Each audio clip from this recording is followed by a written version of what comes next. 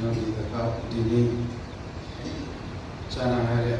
မှာကျန်းစာတွေကိုပတ်ဆိုလို့ချိန်မှာဘာတော့တတိယလဲဆိုတော့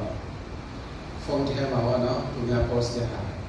အဲ့ဒီပုံလေးနဲ့ post တဲ့ဟာတော့တတိယအဲ့မှာဘာ post ထားတယ်လဲဆိုရင်တစ်ပင်အကြီးကြီးအတီးစားလို့ရတဲ့တစ်ပင်အကြီးကြီးတပင်ရှိတယ်အဲ့ဒါကိုလူလေးမျိုးကတော့တွေ့လာလူလေးမျိုးကတော့တွေ့တော့ပထမလူကြတော့လက်လုံးလက်စားတိတိတဲ့တရားပေါ့နော်အဲ့တိတိကတော့တွေ့တဲ့အချိန်မှာ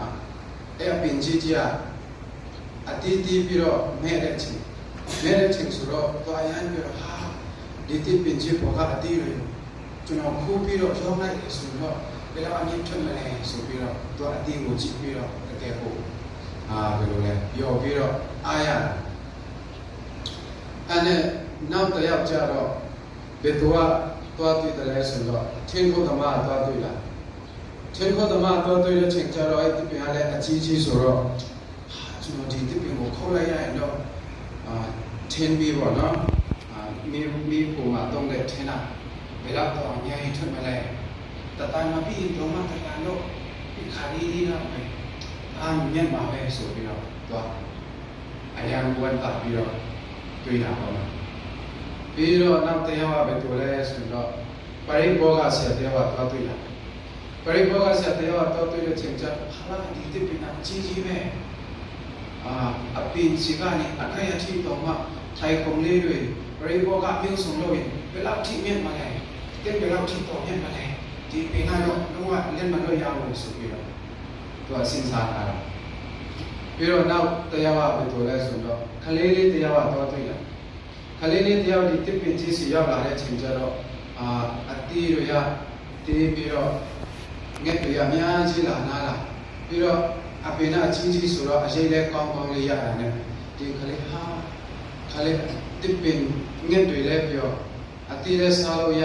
အပင်လဲချင်းချင်းနဲ့အရေးမှလည်းဒီစီနားလို့ရတာတကယ်ဖျားသခင်နဲ့လက်ရပေါင်းလိုက်တာဖျားသခင်နဲ့ဒီလိုမျိုးဖန်ဆင်းတတ်တာကျွန်တော်အင်ကကျွန်တော်တဲဆိုအင်ထက်တော်မှာပြောစရာကောင်းတယ်ဆိုပြီးတော့ဖျားသခင်ကျေးဇူးတင်တယ်ပေါ့နော်အဲ့ဒါကို gospel ချမ်းဖတ်တဲ့ချိန်မှာကျွန်တော်ဒီပုံပြတင်ခန်းစာလေးကိုသွားတတိရတာဘာဖြစ်လို့လဲဆိုတော့တခင်ဆိုဒီနေ့ဆုတောင်းတဲ့ချိန်မှာland လို့ပြောလဲဆိုတော့ပညာရှင်ပြောရမှာပေါ့နော်ပညာရှင်တွေစေမာထင်ဝတ်ထားတဲ့အရာတွေကိုတဲ့ခလေးတွေအပေါ်မှာဟောပြတဲ့အတွက်ကြောင့်အဖခမည်းတော်ဖျားကိုကျေးဇူးတင်တယ်ဆိုပြီးတော့သူအဖခမည်းတော်ဖျားစီမှာသူဆုတောင်းတာကိုကျွန်တော်တွေ့ရတယ်ဆိုတော့ဒီပုံပင်နဲ့ပြန်စဉ်းစားတဲ့အချိန်မှာပညာရှင်နဲ့ခလေးတွေဆိုပြီးတော့တခင်ယေရှုကခိုင်နိုင်နေရှိတာကိုကျွန်တော်တို့တွေ့ရပါတယ်။ဘာဖြစ်လို့လဲဆိုတော့အခုဒီပုံပင်ထဲမှာဆိုရင်လူ၃ယောက်ကအဲ့ဒီတစ်ပင်ကြီးကြီးကိုသွားတွေ့တဲ့အချိန်မှာသူ့ကဏ္ဍနဲ့သူ့နေရာနဲ့သူလမ်းကြောင်းနဲ့သူကတိတယ်တတ်တယ်သူလမ်းကြောင်းရှောက်ပေးနိုင်တယ်ပေါ့နော်။တိတယ်ကလည်းသူတိတယ်ဘဝအခြေအနေနဲ့တိတယ်တတ်တယ်ရှောက်ပေးနိုင်တယ်တွေ့ရှိနိုင်တယ်သူဟာနဲ့သူစဉ်းစားတွေးခေါ်တယ်နောက်နေရပါလေအဲ့လိုပဲခလေးလေးသူ့နေရာနဲ့သူစဉ်းစားတွေးခေါ်တာပဲဒါမဲ့အဲ့မှာဘာကွာတယ်ဆိုရင်ဘာကွာတယ်ဆိုတော့သူတို့ကရှစ်သုံးယောက်ကဖျားသခင်တို့အတိအမှတ်ပြုတာကျွန်တော်မကြားလိုက်ရခလေးလေးကသူစဉ်းစားတွေးခေါ်နိုင်တဲ့အဆင့်မှာဖျားသခင်တို့အတိအမှတ်ပြုလိုက်တာကိုကျွန်တော်ကကြားရတယ်တွေ့ရတယ်ဆိုတော့အရှိလူကြီးသုံးယောက်ကလည်းတည်တယ်ရောပြီးမှထင်းဖို့သမားရောပြီးမှပရိဘောဂဆရာရောတော့ဖျားကိုအတိအမှတ်ပြုလို့မရတာမဟုတ်ဘူးသူတို့လမ်းကြောင်းနဲ့သူတို့အတွေ့အမြင်နဲ့သူတို့ဘဝနဲ့တည်ဘယ်လောက်ပဲခိုးဒါမှမဟုတ်ချင်းဘယ်လောက်ပဲခိုးဒါမှမဟုတ်ပရိဘောဂဘယ်လောက်ပဲလို့ဘုရားသခင်ကိုအတိအမှတ်ပြုလို့ပြီးတော့ဘုရားသခင်ကိုကျေးဇူးတင်တယ်ဆိုရင်မရဘူးအဲ့ဒီတော့ကြောင့်ပထမကျမ်းစာမှာဘုရားသခင်ကပြောတာပတ်စင်ကိုကြိုက်တဲ့သူနဲ့ပတ်စင်ကလည်းကိုအရေးကြီးပါလေပတ်စင်ကထက်မြက်လေးနဲ့ခေါက်တပြကို ကောင်းကောင်းလေးပြတ်တဲ့ဟာကိုဟာငါလုပ်တတ်တယ်ငါသိတယ်ငါလုပ်နိုင်တာဆိုပြီးတော့သူဟာသူကုံစားလို့ရမှာလားဆိုတော့ကျွန်တော်တို့ဘဝမှာလည်းကိုလန်းကြောင်းတဲ့ကိုတည်တဲ့သူတတ်တဲ့သူတွေချီပဲဒါမဲ့အဲ့ဒီကာတာမှာအဲ့ဒီလမ်းကြောင်းမှာဘုရားသခင်ပေးတဲ့ဘဝအခြေအနေမှာဘုရားသခင်ကိုကျွန်တော်တို့ကအတိအမှတ်ပြုဖို့ဝန်ခံဖို့တရားဟောကောင်းတဲ့သူတွေရဲ့စကားလုံးနဲ့ပြောမယ်ဆိုတော့ဘုရားသခင်ကိုအတိအမှတ်ဝန်ခံဖို့ကျွန်တော်တို့ကမိတတ်ကြတယ်အဲ့ဒါအရေးကြီးဆုံးအဲ့ဒီတော့ကျွန်တော်တို့ဒီတမန်ကျမ်းစာအဖြစ်ကျွန်တော်ဘာတော့တတိယလဲဆိုတော့ခုနပြောထားသလိုမျိုးဘုရားသခင်ပေးတဲ့ဘဝအခြေအနေမှာသူပေးတဲ့အဆုကျေးဇူးတွေမှာ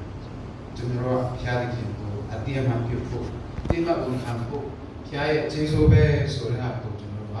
တိမတ်ဝန်ခံဖို့နည်းနေတာကိုတွေ့နေရတယ်ပထမကျမ်းစာမှာတော့နင်တို့ကအတိမတ်ဝန်ခံမပြုမှတော့ငါအကုန်လုံးဖြစ်စီမှာဆိုပြီးတော့မနေ့ကနေဆဲတာဒီနေ့ထိမပြီးသေးဘူးဘုရားသခင်ကမနေ့ကလည်းချိန်ဆဲတဲ့အကြောင်းကြားရတယ်ပထမကျမ်းစာမှာရော gospel ကျမ်းမှာရောဒီနေ့ကျတော့အဲ့လိုမျိုးမဟုတ်ပဲနဲ့ပထမကျမ်းစာမှာချိန်ဆဲတဲ့ဖြစ်စီဖို့ကြားတယ်ဒါပေမဲ့ပြောဝင်ကလေးကျမ်းစာထဲမှာသူက